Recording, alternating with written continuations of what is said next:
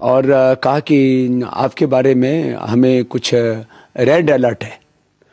तो हमने बहुत विनम्रता से पूछा कि आप हमको तो ऐसा कुछ ज्ञात नहीं है कि किसी भी तरह का कोई हमारे बारे में रेड अलर्ट है, लेकिन यदि आपके पास में है तो आप ज़रूर हमको बताइए, क्योंकि हमने तो बचपन से लेकर के आज तक कोई भी इमोरल और इलीगल काम नहीं किया है, तो हमको भी पता लगना चाहिए कि आखिर हमसे क्या भूल हुई है, तो ज़रूर आपको हम स्पष्टीकरण देंगे।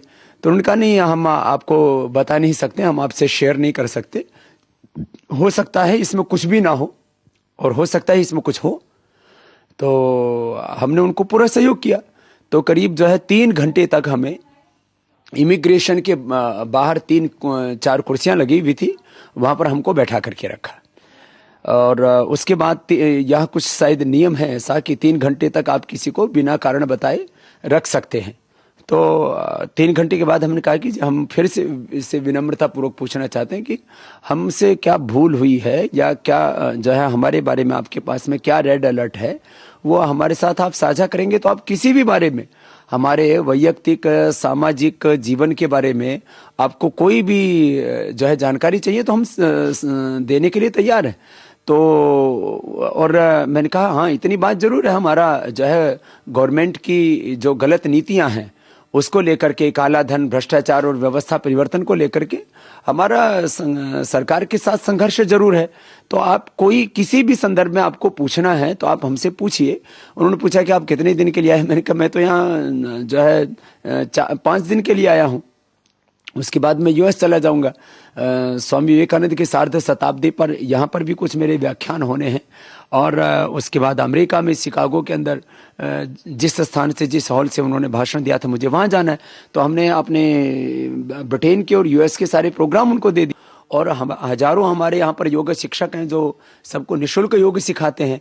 हमारा यूएस के अंदर और यूके के अंदर दोनों जगह ट्रस्ट है, वो सब उनको पेपर भी दिखा दिए। और फिर उन्होंने 3 घंटे के बाद में हमें कहीं पर नहीं लेकर के गए, ना तो कोई कस्टम डिपार्टमेंट में को हमको लेकर के गए, ना कहीं और कहीं। हमसे कहा कि फिर हम आपके सामान की तलाशी लेना चाहते हैं। मैंने कहा आप जरूर लीजिए। तो सामान की तलाशी में एक तो ये मेरा ये झोला है जो मेरे साथ हमेशा रहता है, तो ये झोला हमने उनको दिखाया कि भाई हमारा ये झोला देख लो। अब इस झोले के अंदर ये जो हमारी छोटी छोटी पुस्तकें हैं, और ये जिसमें मैं नोट तैयार करता हूँ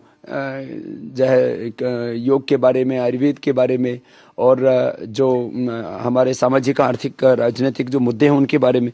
तो ये सब देखा उन्होंने। तो इसमें तो कुछ था ही नहीं, एक फ़ोन के अलावा और कुछ नहीं था।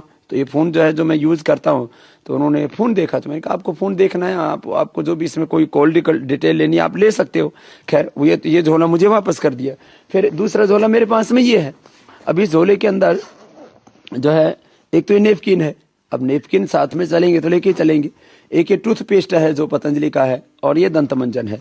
तो ये इसके अलावा हमारे पास में ना कोई औषधि है, ना किसी भी तरह का कोई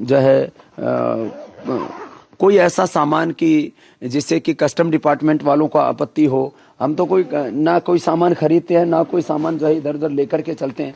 फिर ये झोला उन्होंने देखा, तो ये झोले में, और ये 2 झोले थे। अब इस झोले में 2 या 3 जोड़ी मेरे कपड़े हैं। आप अपने कैमरे से इसको अच्छी तरह से आप देख सकते हैं कि इसकी तह से नीचे से लेकर के, और ये इसका नीचे का डंडा है, और ये ऊपर से इसमें ये 3 जोड़ी कपड़े हैं जो अब इतनी 12 दिन की यात्रा है, कभी धोने को मिले ना मिले। और इधर से ये हमारी लंगोटी और ये तौलिया है। इसके अलावा इसके अंदर ये लंगोटी है हमारी जो हम बांधते हैं, और ये हमारा तौलिया है। तो खैर उन्होंने ये झोला देखा, और झोला देख करके बाद में इसको उन्होंने कहा कि नहीं आप इसको तो बंद कर दीजिए, इसमें कुछ नहीं है। फिर ये झोला देखा। अब इस झोले के अंदर से वो 3-4 डायरियां लेकर के गए, और 2-3 पुस्तकें लेकर के गए। अब इसके अंदर हम ये आदरणीय महामहिम प्रतिभा पाटिल के साथ हमारा चित्र था, और ये औषध दर्शन, और ये भारत के संविधान का, क्योंकि मैं हमेशा जब साथ चलता हूँ तो प्रमाण देने के लिए भारत का संविधान हिंदी एवं अंग्रेजी उसकी कापी रखता हूँ, तो वो उन्होंने देखा तो इसको भी वापस रख दिया। और कुछ पुस्तकें थी जो है भारत स्वाभिमान के बारे में, उसके जो है हमारे आंदोलन के बारे में, तो ये हमारे सपनों का भारत आदि, तो ये पुस्तकें तो उन्होंने वापस रख दी।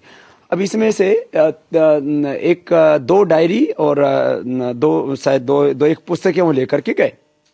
अब उसमें एक में तो जो यूपीए सरकार के, कांग्रेस सरकार के जो घोटाले हैं उसकी पूरी फाइल थी, और दूसरी जो मेरी डायरियां थी उसके अंदर जो है आज़ादी के 67 वर्षों में, जो मैं बार बार कहता हूं कि जितना अंग्रेजों ने और मुगलों ने मुल्कों को नहीं लूटा करीब 1000 साल में, इस कांग्रेस सरकार ने करीब 67 सालों में 16 करोड़ रुपए देश से बाहर भेजा काले धन के रूप में, और जो 10% है काले धन का, और 900 लाख रुपए देश के अंदर, तो 1000 लाख करोड़ रुपए की लूट का उसके अंदर जो हिसाब किताब था वो डायरिया जो है वो लेकर के गए। अब मैंने कहा भाई देखो, इसमें तो हमारा जो ब्लैक मनी का, करप्शन का और व्यवस्था परिवर्तन का जो इशू है उसके बारे में बात है, और ये झोले के ऊपर भी, हमारा झोला भी उसी के बारे में लिखा हुआ है, काला धन, भ्रष्टाचार एवं भ्रष्ट व्यवस्था के खिलाफ आंदोलन, भारत स्वाभिमान। ये मेरे पास में कुल सामान, और पहनने के ये 2 कपड़े, क्योंकि हमारे पास में कोई जेब नहीं है और कुछ जो है वो ऐसा। मैंने कहा भाई आप हमको ये तो बताओ कि हमारी गलती क्या है,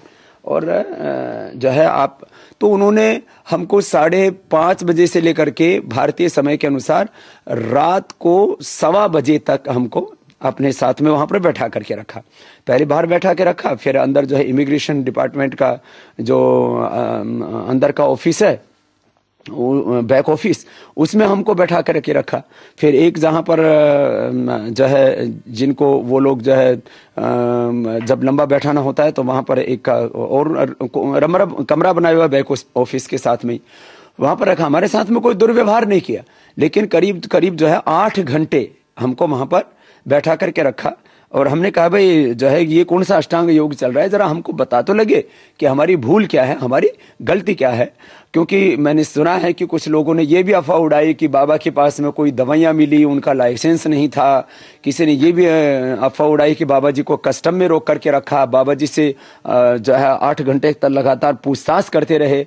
मेरे से पूछताछ के संदर्भ में एक बार भी कुछ भी नहीं पूछा, जबकि बार बार हमने पूछा कि भाई हमको ये तो बताओ कि बचपन से लेकर के आज तक हमने जब कोई अनैतिक और संवैधानिक अवैध काम नहीं किया है, अनकॉन्स्टिट्यूशनल, इलीगल, इमोरल काम नहीं किया है, तो हमको बताओ तो सही कि हमारी गलती क्या है।